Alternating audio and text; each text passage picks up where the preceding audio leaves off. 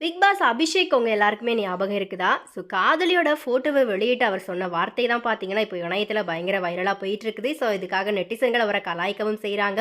So ஆக்சுவலா அபிஷேக் பார்த்தீங்கன்னா, big Boss show மூலியமா தான் வந்துட்டு பிரபலமானாரு. இப்போ ரீசென்ட்டா காதலர் தினம் வந்துச்சு இல்லையா? ஸோ அத கொண்டாடுற வகையில தன்னுடைய காதலியினுடைய ஃபோட்டோவ வந்துட்டு அவர் ஷேர் பண்ணியிருக்கிறாரு.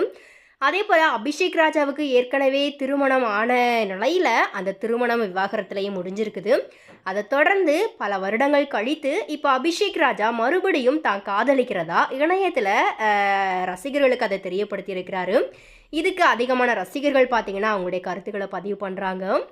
பிரபல யூடியூபரா யூடியூப் சேனல் நடத்திட்டு வர அபிஷேக் ராஜா, பிக் பாஸ் ஷோக்கு அப்புறமா பெரிய அளவுல பிரபலமானாரு. பிக் பாஸ் சீசன் 5ல பார்த்தீங்கன்னா, ஒரு முக்கிய போட்டியாளரா கலந்துக்கிட்டாரு. அண்ட் அங்க பார்த்தீங்கன்னா, அடிக்கடி சண்டை சச்சரவுகள் எல்லாமே ஈடுபட்டாரு. அதேபோல அந்த சீசன் போட்டியாளர்கள் எல்லாருமே நிகழ்ச்சியில